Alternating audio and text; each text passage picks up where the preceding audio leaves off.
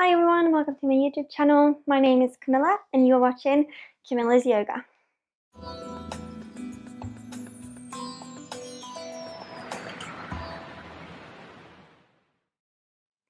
Alright, welcome to my How to Bakasana video, my tutorial series. This is the part of my channel where I break down different positions and transitions in order to help develop your practice. Now, why do we want to develop our physical practice when yoga is ultimately about what is happening on the inside and our mind? Well, when you know something by heart, when something is easy for you, your mind will more likely hop somewhere else. But when you are doing something you don't know, you need to concentrate, you need to focus, and you need to remain in the present moment. In yoga, our physical practice, when we are developing it, we also need to breathe. All right, so developing our physical practice is actually a way that we are tricking our body into breathing, and we are tricking our minds into staying present and focused and in concentration, which is a huge part of yoga. All right, so but before we can just learn anything or incorporate something new into our practice, we need to understand what is happening, and that's what this series is about. So today we're doing Bakasana. It's an arm balance, and Bakasana is considered to be kind of two positions. Two positions are confused to be Bakasana. Now they're different, and the difficulty of these two positions are very different. One is known as crow, which is what we're going to do today. The other one is known as crane. Crane is actually a lot harder than crow. That's why we're not going to focus on crane today. It's going to be a different video altogether. We're just going to focus on crow. Crow is considered to be an introduction to arm balance. It's very low risk in this position. There is not many ways you can fall. I think kind of the only thing we need to really worry about or be mindful and kind of aware of is our wrist. And I'm going to explain to you how you can support and protect your wrist all the way through. For today's tutorial, you might want to have a block or two available. Now you don't need to use a block. It can be a book. It can be something that can just help your feet come a little bit off the ground. All right. And the second thing might be a pillow or a blanket. Now everyone don't necessarily need these things, but I'm going to explain to you how you can use it as a tool to learn Bakasana, because I know that some people like to learn it that way. I have about 8 to 10 steps for this position, and we are going to start with step 1, which is our wrist and hands, because when we're in Bakasana, our palms are the only thing touching the floor. And you may think that, okay, my entire body weight is going into my palms and my wrists. It's not entirely true, and I'm going to explain to you why a little bit later on. But it is essentially true that because our palm is the only thing touching the earth and our wrists are going to be in a 90-degree angle, there is stress happening in the wrist, and we need to be cautious about that. We need to be aware of that. Step 1 will be to warm up. All right, just circle your hands a little bit. I have an entirely separate video on this that you can do. It's in Norwegian though. I will make an English one soon. And the other way. All right, so just a little bit, and then interlace your fingers, palms towards me, and just really stretch out the palms and the wrists here. That's it. And then circulate them out. Nice. And we can get going. Now, of course, that's not a warm-up that is good enough, but it might be okay for now. Otherwise, you stop the video, you do a warm-up, and you come back. When we are leaning our entire body weight on our palms, it's important to understand how much we use our fingers. When we are walking or balancing on our feet, our toes are actually working a lot for us. They are not just there as weird elements of our body, they are useful for us. When you balance on one leg, it's incredible. If you notice how much your toes are working to keep you balanced, that's the same thing with our fingers when we are in an arm balance. Your fingers are going to be so helpful for you. So, always spread your fingers wide, all right? Spread them, always. Never unbalanced, pretty much.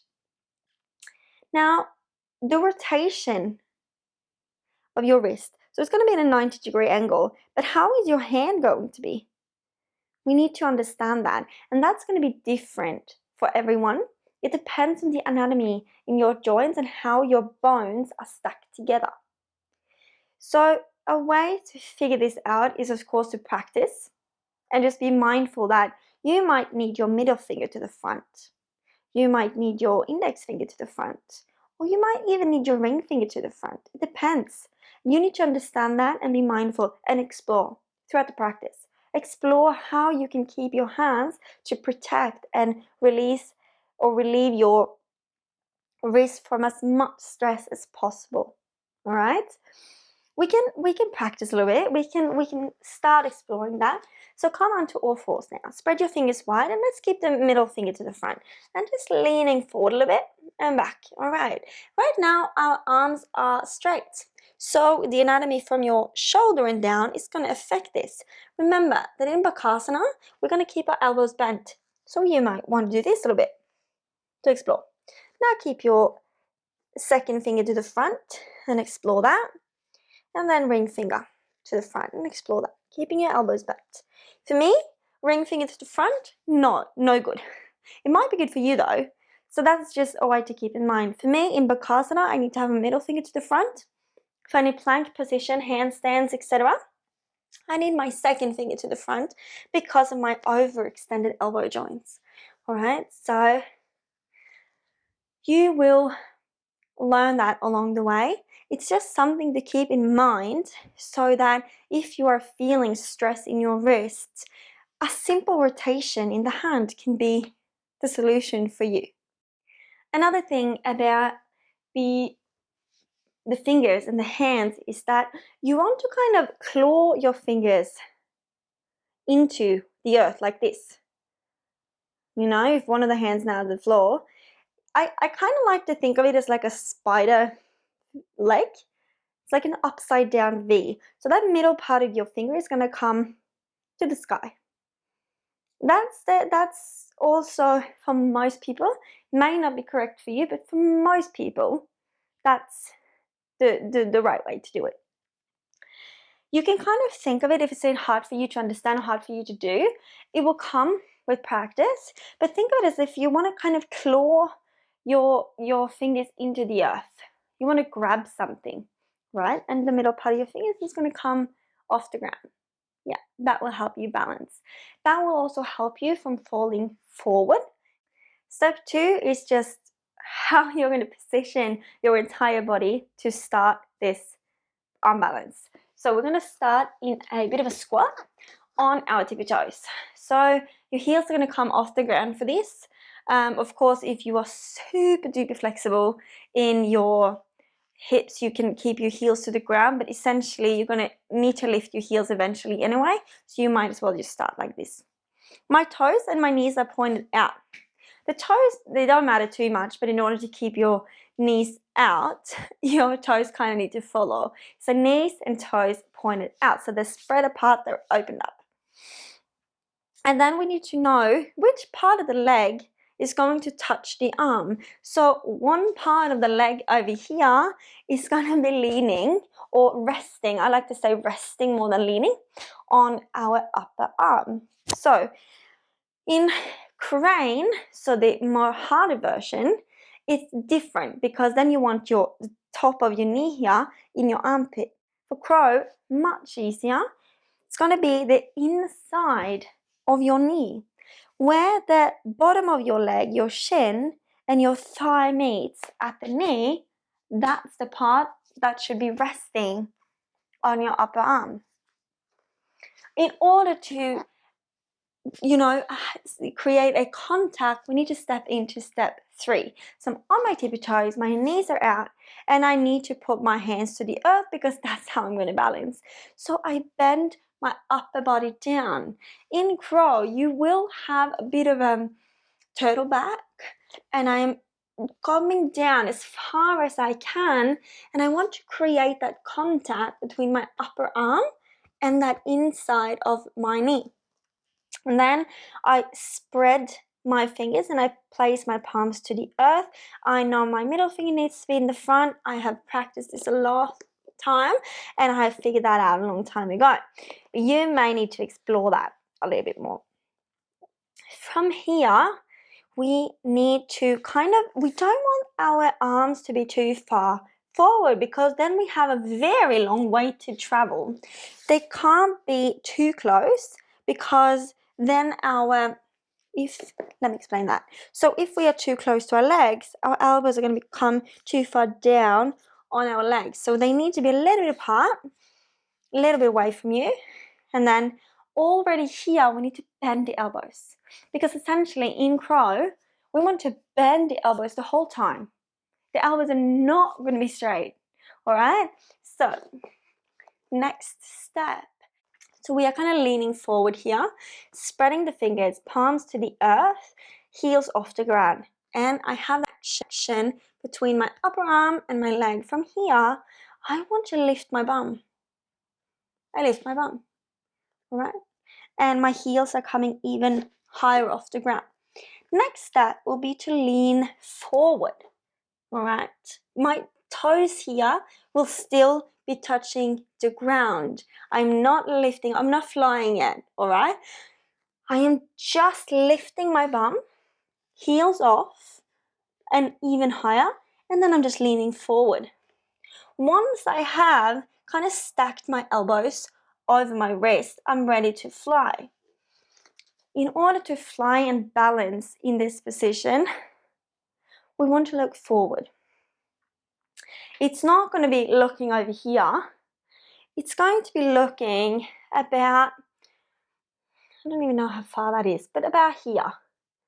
Maybe even here. All right? But I cannot look between my hands because I will fall. You need to look a little bit forward. It helps that balance because remember, our gaze and our eyes is a huge part of our balance. So, hands down, bum up, heels off, lean forward. I'm looking forward and I want to fly. Some teachers in this position say, okay, lift one leg and then the other. If you try that now, lift one leg, do you notice how much your core is activated and change? What's happening in your core? For me, my core will be greatly activated just by lifting one leg off and then the other. That is because in Bakasana, you need to activate your core. And this is that big element as to how you can protect your wrists while in Bakasana is engaging the core. The center of your body is a huge part of the balance, which this position is all about. Think about when you want to fly and you're ready, you've set yourself up and you are ready. You gaze forward and you draw your belly button in, all right, and you think up. You're no longer thinking forward because you're already forward. You have come enough forward. You're not going any further forward. You're just staying here. You want up. So think up. As you lift off, you are thinking up.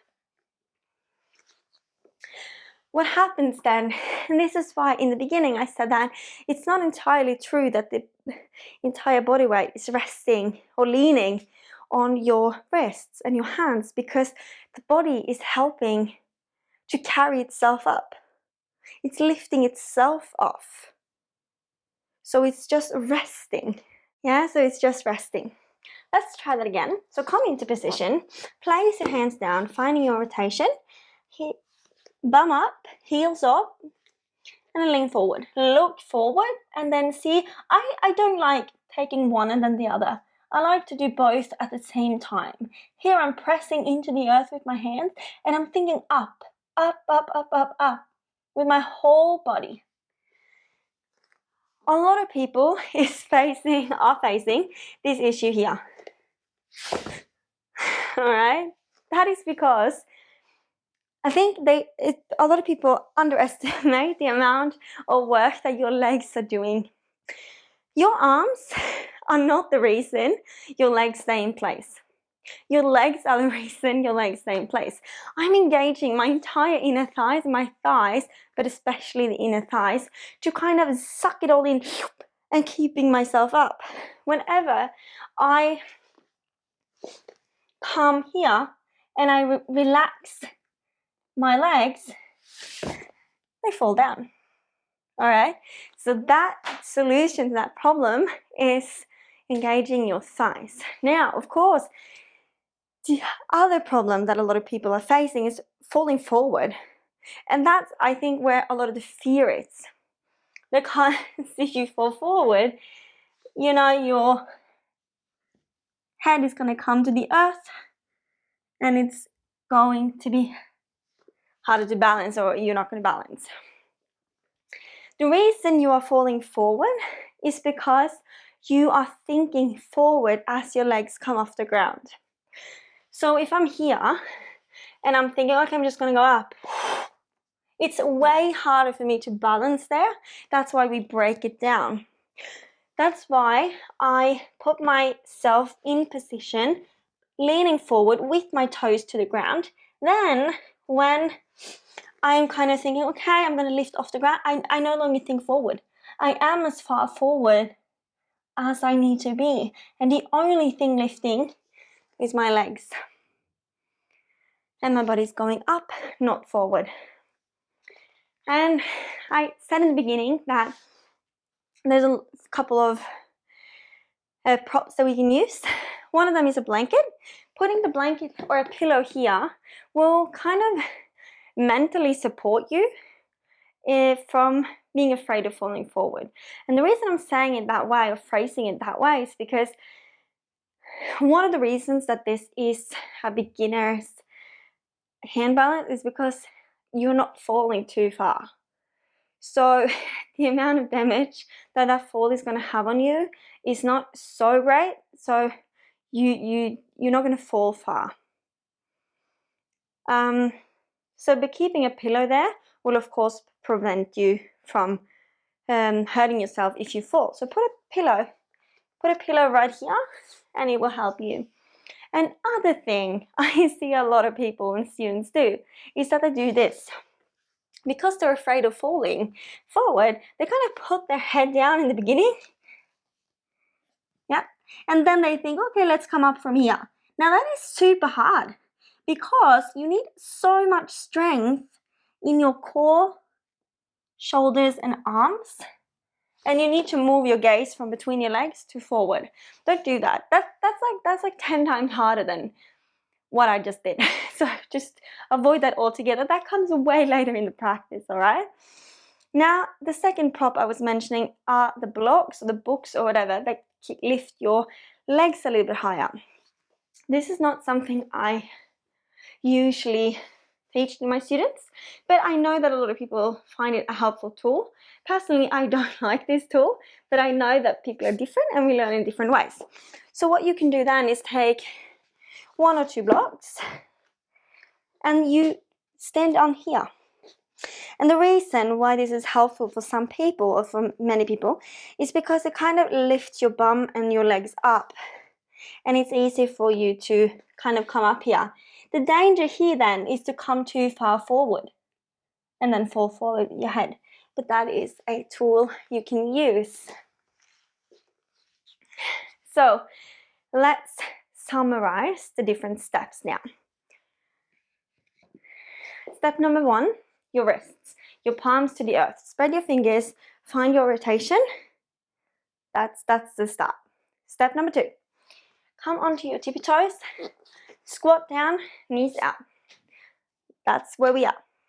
Step number 3, hands to the earth. We find our placement, not too close, not too far. And then from here, we are lifting the bum up. We are leaning forward. We are lifting the heels, keeping the toes to the earth. We are coming forward as far as we want. Looking forward. We are ready to fly, so we stop going forward and we think up, lifting the legs, pressing into the sky, not pressing into the earth. I also activate my shoulders a lot. I think up, up, up, up, up with my entire body. Now, before we finish off, remember that it takes time. This was one of those positions, it took me so long to be able to pull this one off. So just practice, but incorporate it into your practice. All right? So it's a fun skill to learn and it's a fun thing to practice. So don't be afraid and just have fun with it and take time and be patient and kind with yourself along the way. Also remember to breathe. All right, so thank you so much for watching. Let me know if there were any tips that you haven't heard before or if there were some tips that I'm missing, because I might. All right, and I hope I see you in my next video. Give me a thumbs up if you like it, leave a comment below, and of course subscribe to my channel. It helps me so much. Thank you, and I hope I see you next time.